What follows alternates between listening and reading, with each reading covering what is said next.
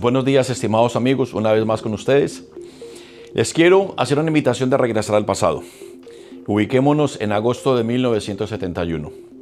El presidente Richard Nixon, mediante orden ejecutiva, elimina el oro como respaldo del dólar y le pone punto final al que hasta ese entonces fue el acuerdo de Bretton Woods.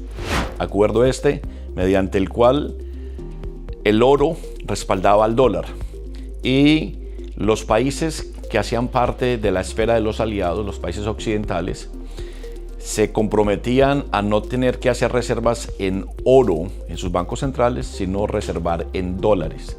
Entonces el dólar, al estar respaldado en oro, pues indirectamente estos países estaban también respaldados en oro. Al mismo tiempo, el gobierno de los Estados Unidos hace presión a la Reserva Federal para reducir la tasa de interés. Como consecuencia de esto, se da una combinación fatal entre lo que fue la eliminación del patrón oro, la reducción de tasas de interés y un entorno geopolítico convulso en aquel entonces que fue conocido como la crisis del petróleo, mediante el cual los precios del petróleo llegaron a estar en precios nunca vistos hasta ese entonces.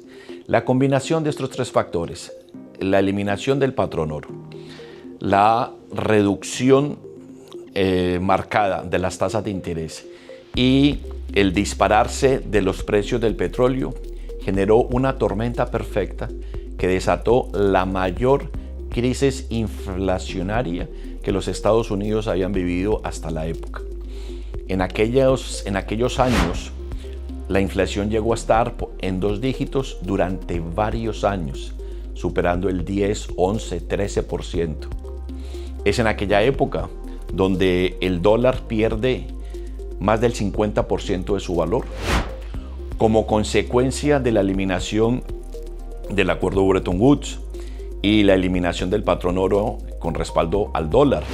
El oro, que había tenido un valor fijo de tasación de $35 por onza, comienza a cotizar libremente en bolsa y pasó de $35 a $878 en 1981. Fue conocido esto como el primer gran ciclo del oro. Y vemos que después, a raíz de este entorno inflacionario y de este desarreglo macroeconómico, la Reserva Federal tuvo que intervenir nuevamente, subiendo con bastante violencia las tasas de interés, llegando a estar al orden de casi el 20%, y logra en la década del 80 controlar estos factores macroeconómicos. La inflación cede por fin y se reencausa básicamente la economía americana.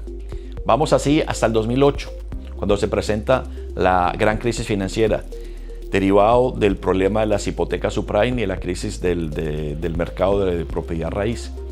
Y volvemos a ver una inflación que se dispara, volvemos a ver un oro que crece, que sube del orden de los $500 y llega a $1,911 por onza, y entidades financieras, países que entran en crisis.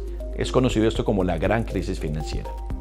Así estuvimos, se logró controlar mediante un rescate que hace el gobierno de los Estados Unidos, y se rescata y más o menos se vuelve a reencauzar la economía, y así vamos hasta el 2020 y se da la pandemia.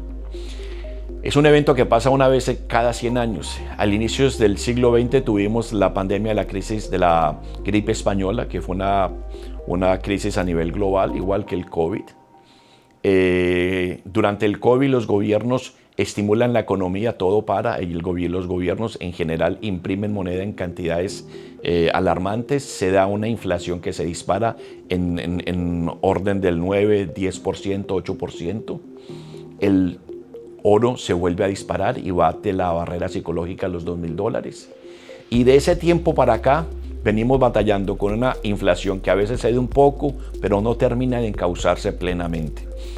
Un dólar que está debilitado, un entorno geopolítico que está convulso y un oro que llega a máximos históricos. Llegó a marcar más de $4,400.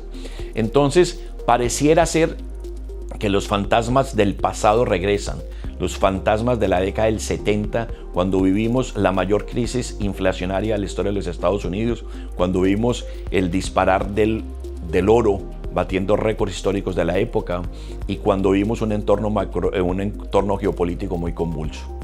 Dicen los historiadores que la historia no se repite, dicen los literatos que a veces rima, y parece ser que los fantasmas de la década del 70 comienzan a reaparecer nuevamente.